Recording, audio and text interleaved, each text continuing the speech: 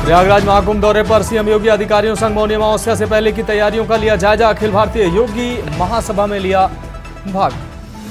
अखिलेश यादव ने social media पर post कर बीजेपी पर साधा निशाना, कहा भाजपा सिर्फ 1 ट्रिलियन झूठ का रिकॉर्ड बना सकती है। हमीरपुर में पुलिस अधीक्षक डॉक्टर दीक्षा शर्मा को राष्ट्रपति वीरता पदक, गाजियाबाद में तैनाती के दौरान किए कार्यों को लेकर अवार्ड। गणतंत्र दिवस से पहले यूपी एटीएस ने सुल्तानपुर जिले में एक संदिग्ध व्यक्ति को किया गिरफ्तार। खालिस्तानी आतंकी संगठन से जुड़ने की आशंका पर किया गिरफ्तार। एलवीस यादव की फिर बड़ी मुश्किलें, नोएडा से भी जा चुका है जेल। अब कोर्ट ने धमकी के मामले में एफआईआर का आदेश दिया। और मेरठ में 5 हत्याओं का आरोपी एनकाउंटर में ढेर 50,000 का इनामी था। पति पत्नी और 3 बेटियों की हत्या की थी। आप देख रहे हैं की न्यूज, खबरों का सारथी। और अब खबरें विस्तार से। अहम खबर से बुलेटिन की शुरुआत करते हैं। लखनऊ से अहम खबर है, जहां पॉस गोमती नगर क्षेत्र में छात्र को चाकू मारी गई। आपको बता दें, बदमाशों ने 22 वर्षीय छात्र अमन दुबे पर हमला किया है। श्रीराम स्वरूप मेमोरियल कॉलेज का छात्र घायल हुआ है। पॉस प्रोफेशनल इलाके में मनबढ़ बदमाशों ने चाकूबाजी की घटना को अंजाम दिया है। कार सवारों ने स्कूटी सवार पर हत्या के इरादे से हमला किया। चिन्हट के मटियारे इलाके में रहता है घायल छात्र।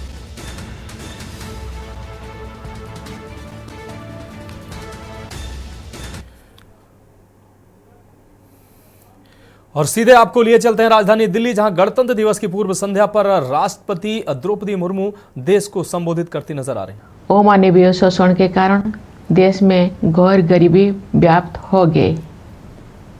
आज के दिन सबसे पहले हम उन शूरवीरों को याद करते हैं जिन्होंने मातृभूमि को विदेशी शासन की बेड़ियों से मुक्त करने के लिए बड़ी से बड़ी कुर्बानी दी।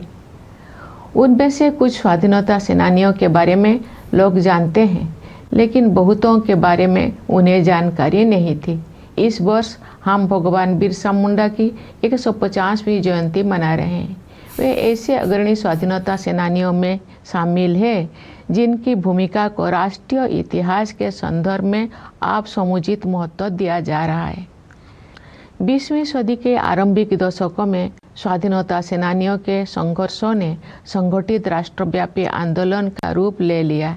देश का सौभाग्य था कि महात्मा गांधी, रविंद्रनाथ टैगोर और बाबा साहेब आम्बेडकर जैसे महान विभूतियों ने हमारे देश के लोकतांत्रिक मूल्यों को फिर से जीवंत बनाया। न्याय, स्वतंत्रता, समता और बंधुता केवल सैद्धांतिक अवधारणाएं नहीं है, जिनका परिचय हमें आधुनिक युग में प्राप्त हुआ है।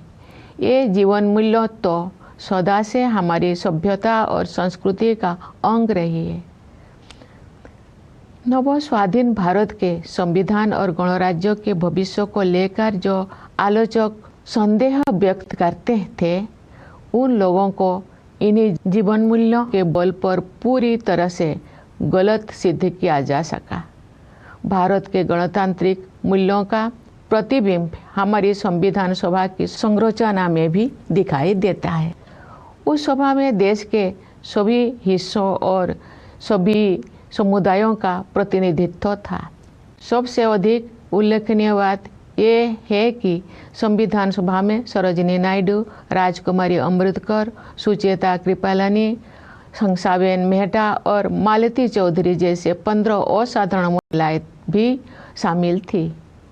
दुनिया के कई हिस्सों में जो महिलाओं की समानता को एक सुदूर आदर्श समझा जाता था, तो भारत में महिलाएं राष्ट्र की नियति को आकार देने में सक्रिय योगदान दे रही थी।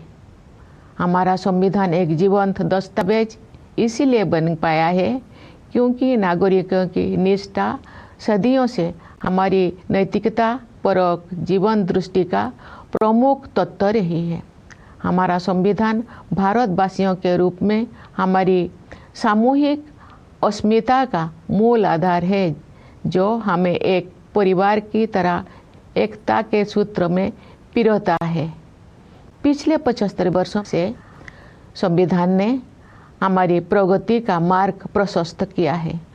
आज के दिन हम संविधान सभा के प्रारूप समिति के अध्यक्ष डॉक्टर भीमराव अंबेडकर, सभा के अन्य प्रतिष्ठित सदस्यों, संविधान के निर्माण से जुड़े विभिन्न अधिकारियों और ऐसे अन्य लोगों के प्रति अपनी कृतज्ञता व्यक्त करते हैं जिनके कठिन परिश्रमों के फलस्वरूप हमें ये विलक्षण ग्रंथ प्राप्त हुआ।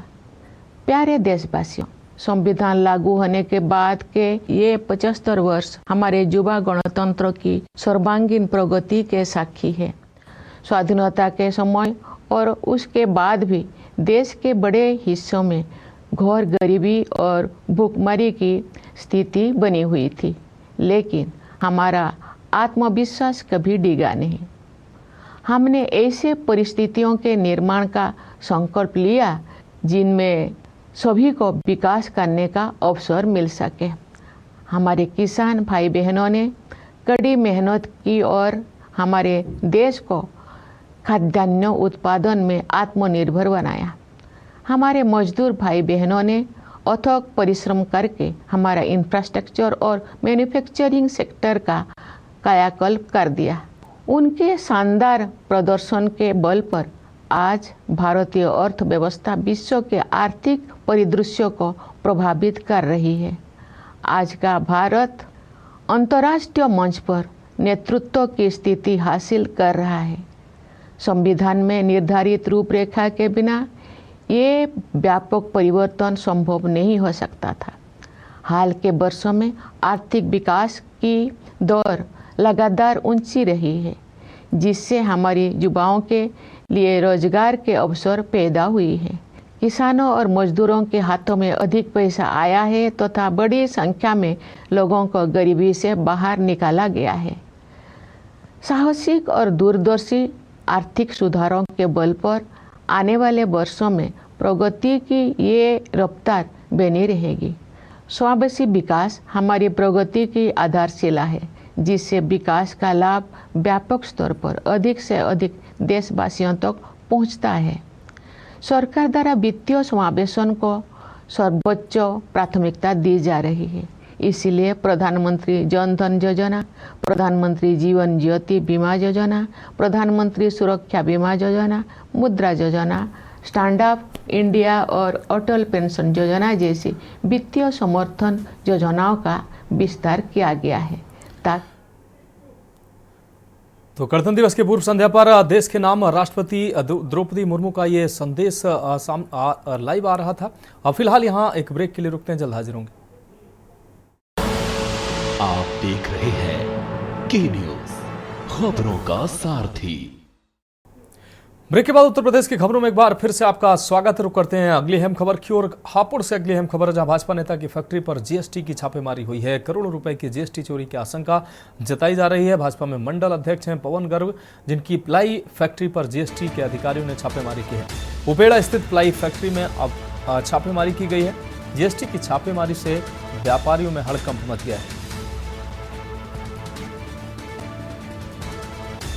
तो भाजपा में मंडल अध्यक्ष हैं पवन गर्ग, जिनकी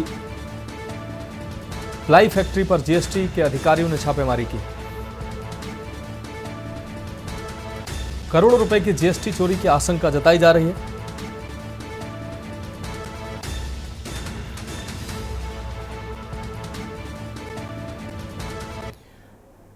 बढ़ेंगे अगली अहम खबर की ओर। शुक्रवार को अवध शिल्पग्राम लखनऊ में उत्तर प्रदेश सरकार के एमएसएमई विभाग के द्वारा आयोजित बृहद प्रदेश स्तरीय एक समारोह में उत्तर प्रदेश की ओर से समरकूल ग्रुप के चेयरमैन संजीव कुमार गुप्ता को राज्य पुरस्कार देकर सम्मानित किया गया है।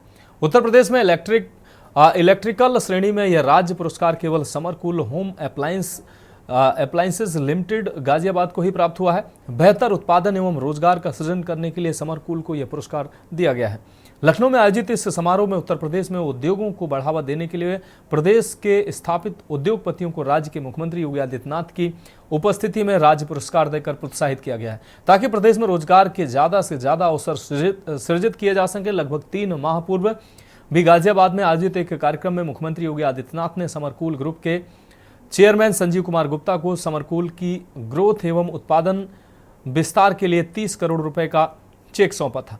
राज्य पुरस्कार मिलने पर संजीव कुमार गुप्ता ने बताया कि लगभग 1 वर्ष पूर्व समरकूल ने प्रदेश सरकार की ओर से लखनऊ में आयोजित इन्वेस्टर समिट में भाग लिया था, जिसमें समरकूल ने भी प्रदेश सरकार के समक्ष इन्वेस्टमेंट का एक बड़ा करार साइन किया था।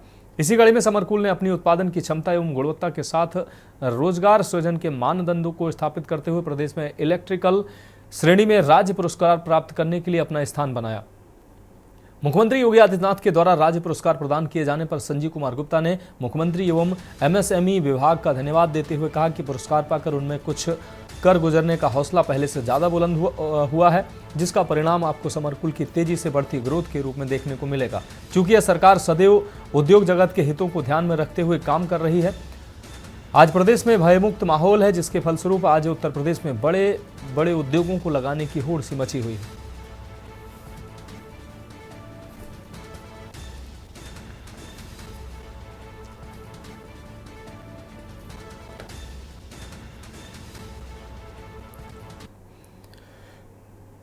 बढ़ेंगे अगली अहम खबर की ओर। खबर राजधानी लखनऊ से है, जहां रविवार को गणतंत्र दिवस पर प्रदेश की राज्यपाल आनंदीबेन पटेल और मुख्यमंत्री योगी आदित्यनाथ परेड की सलामी लेंगे। इस मौके पर समारोह स्थल विधानसभा के सामने विशिष्ट अतिथियों सहित बड़ी संख्या में अन्य लोग मौजूद रहेंगे। पुलिस कमिश्नर अमरेंद्र सिंह सेंगर ने कार्यक्रम स्थल पर पहुंचकर व्यवस्थाओं का जायजा लेकर मातहतों को निर्देशित किया है। इस दौरान joint police commissioner law and order Amit Verma, joint police commissioner crime Bablu Kumar, 32वीं वाहिनी पीएससी की commandant Prachi Singh, DCP traffic Prabal Pratap Singh, DCP central Raveena Tyagi व एसीपी LIU अवधेश चौधरी आदि अधिकारी मौजूद रहे।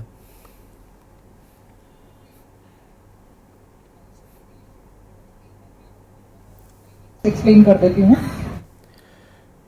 रुक करेंगे अगली अहम खबर का। गणतंत्र दिवस से पहले यूपी ATS यानी कि एंटी टेररिस्ट स्क्वाड ने सुल्तानपुर जिले में एक संदिग्ध व्यक्ति को गिरफ्तार किया। पंजाब के फजिलिका जिले के रहने वाले मान सिंह को खालिस्तानी आतंकी संगठन से जोड़ने की आशंका के आधार पर गिरफ्तार किया है। ATS को सूचना मिली थी कि वह पहचान छुपाकर सुल्तानपुर के तोकलपुर नगरा गांव में किराए के मकान में रह रहा था। मान सिंह ने एक फर्जी आधार कार्ड, वोटर आई कार्ड और जन्म प्रमाण पत्र का इस्तेमाल कर यूपी के बड़ौदा जिले में बैंक खाता खोला था।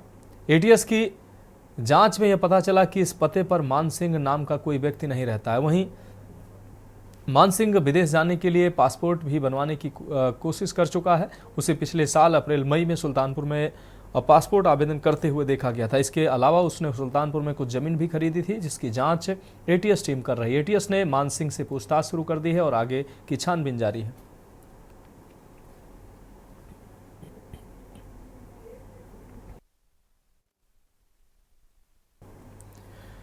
अगली हम खबर का रुख करते हैं। खबर राजधानी लखनऊ से है, जहां इंदिरा गांधी प्रतिष्ठान में आज 15वें राष्ट्रीय मतदाता दिवस कार्यक्रम में युवाओं सहित वरिष्ठ नागरिकों ने बढ़ चढ़कर सहभागिता की है। प्रतिष्ठान के मार्स हॉल में विभिन्न स्कूलों और कॉलेजों के छात्र छात्राओं ने स्टॉल सजाकर लोगों से जागरूकता की अपील की है। यूपी के CEO नवदीप रिणवा, मंडलायुक्त रोशन जैकब और DM विशाख आदि अधिकारियों ने लोगों को मतदान का महत्व बताया। साथ ही कहा कि लोकतांत्रिक व्यवस्था को अधिक से अधिक मजबूत बनाने के लिए सभी को मतदान करना चाहिए। साथ ही वर्तमान और भावी पीढ़ी से वरिष्ठ नागरिकों के अनुभवों से लाभान्वित होने की अपील की है। कार्यक्रम में जीवन की 7वीं पारी पूरी कर चुके वरिष्ठ जनों को शॉल उड़ाकर माल्यार्पण करते हुए सम्मानित भी किया गया।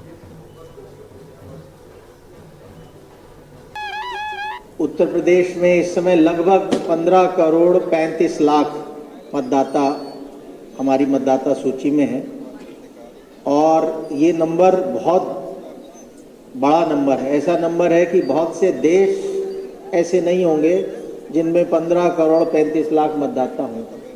तो इतना बड़ा हमारा उत्तर प्रदेश की मतदाता सूची है।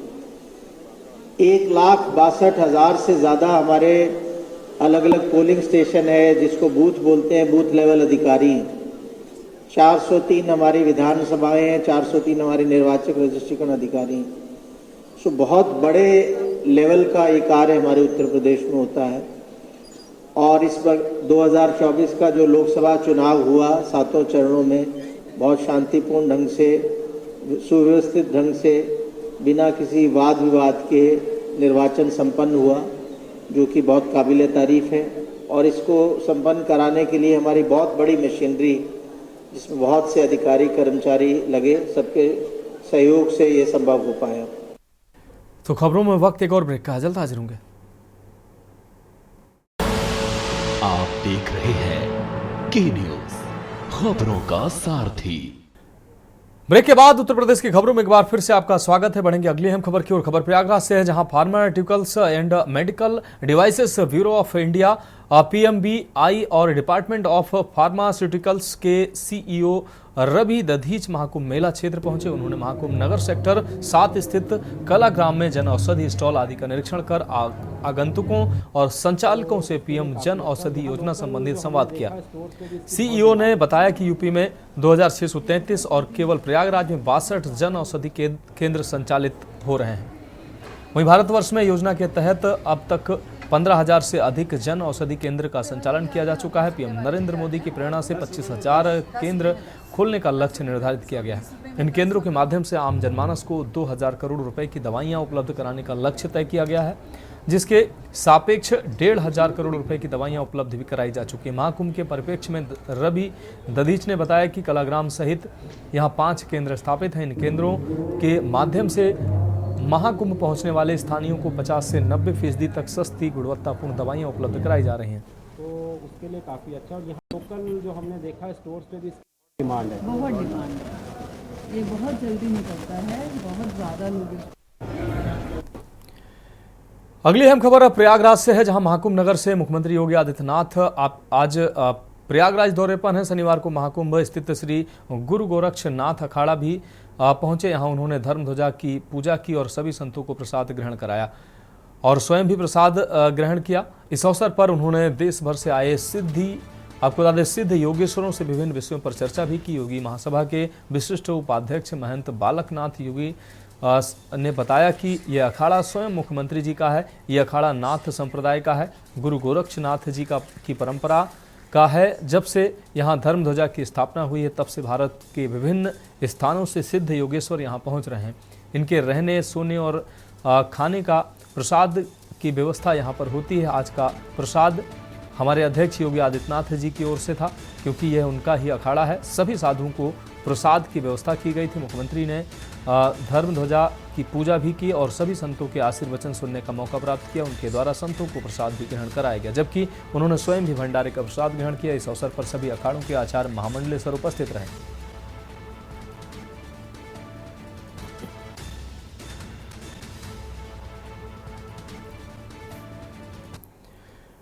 अगली अहम खबर प्रयागराज से है, जहां महाकुंभ को भव्य और दिव्य बनाने के लिए योगी सरकार के संकल्प को साकार करते हुए अद्भुत ड्रोन शो का आयोजन किया गया है।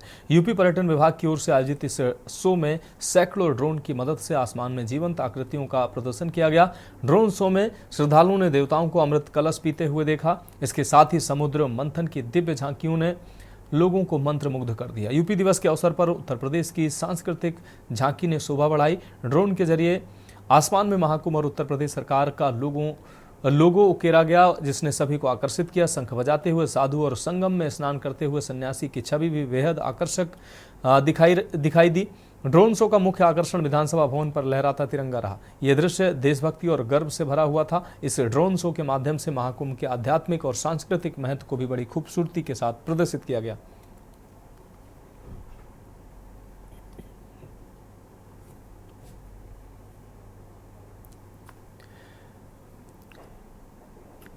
अगली अहम खबर आगरा से है, जहां एक बार फिर जमीन पर कब्जेदारी की शिकायत पर जिम्मेदारों के तवज्जो न देने पर बुजुर्ग फरियादी ने डीएम कार्यालय के बाहर आत्मदाह का प्रयास किया है। हालांकि डीसीपी कार्यालय में तैनात पुलिसकर्मियों की तत्परता से पीड़ित बुजुर्ग मंसूबे में सफल नहीं हुआ। बुजुर्ग द्वारा आत्मदाह की कोशिश से बैकफुट में आए प्रशासन ने त्वरित कार्रवाई का भरोसा दिया। प्रत्यक्षदर्शियों के मुताबिक बुजुर्ग पीड़ित डोकी के नदौता का निवासी है, जिसके प्लाट पर कब्जा हुआ था। उन्होंने बताया कि बुजुर्ग ने साथ लाए गए अभिलेखों को हवा में उड़ाते हुए साथ लाया गया केरोसिन निकालकर ऊपर उड़ेलकर आग लगाने लगा। डीएम से मुलाकात कराने के बाद पुलिसकर्मी बुजुर्ग को उसके घर छोड़ने गए। आत्मदाह की आपाधापी में किसी ने आत्मदाह के प्रयास को अपराध की कसौटी में कसने की जहमत तक नहीं उठाई और न ही दोषी जिम्मेदार को तलब करने की जहमत ही उठाई। सभी जिम्मेदार इस मामले में कैमरे से बचते हुए पीड़ित को त्वरित न्याय दिलाने का राग अलापते नजर आए। समस्या क्या है तुम्हारी? बाबा गलत कह रहे हो तो बताओ, समस्या क्या है तुम्हारी? देखो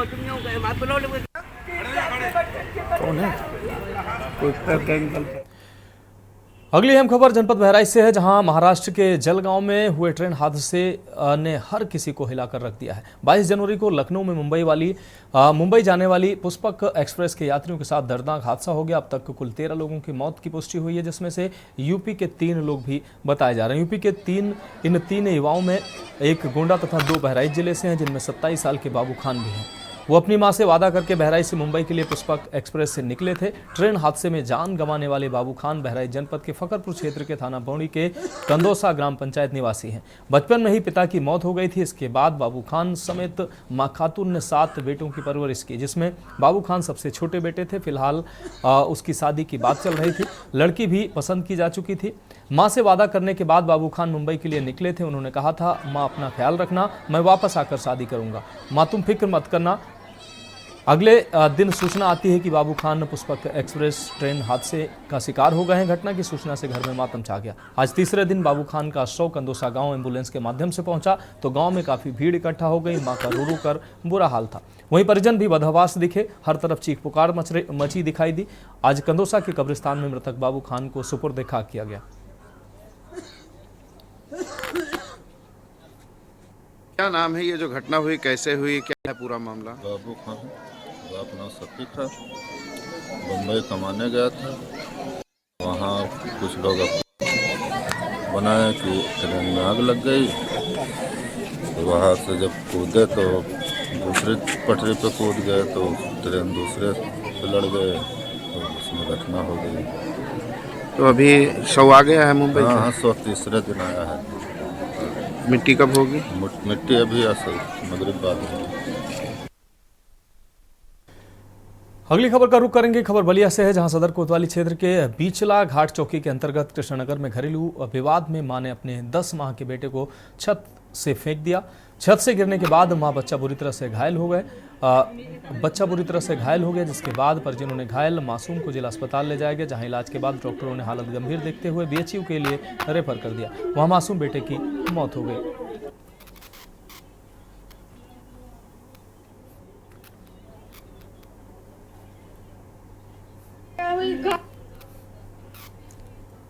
गए थे हॉस्पिटल, वहाँ से जवाब दे दिए कि लेकर जाओ, वहाँ पे मऊ लेकर जाओ। अच्छा, कहाँ लिए बच्चे को फेंके? घर में। किससे? मम्मी से और मेरी से। अब रुक करेंगे अगली अहम खबर का। खबर कानपुर से, जहां चंद्रा क्रिकेट एकेडमी के बैनर तले आयोजित CPL Chandra premier league 2.0 under 19 का तीसरा मैच चंद्रा कानपुर और जेएमडी नोएडा के बीच खेला गया। कानपुर ने टॉस जीतकर पहले बल्लेबाजी करते हुए 20 ओवर में 4 विकेट के नुकसान पर 189 रन बनाए। टीम को सम्मानजनक स्कोर तक पहुंचाने में मयंक ने 43, बिलाल ने 40 और संदीप मौर्य ने 37 रन की शानदार पारी खेली। लक्ष्य का पीछा करने उतरी जेएमडी टीम तय 20 ओवर में 6 विकेट खोकर मात्र 179 रन बना सकी। जेएमडी नोएडा के तनीश यादव ने 115 रन की जबरदस्त पारी खेलकर सभी को आनंदित किया। मुकाबले का man of the match Sandeep Maurya और fighter of the match Tanish Yadav घोषित हुए। सीपीएल कमिश्नर नीरज वर्मा ने बताया कि मुख्य अतिथि चंद्रा क्रिकेट एकेडमी के मैनेजर हेमंत सिंह ठाकुर ने खिलाड़ियों को पुरस्कृत किया है।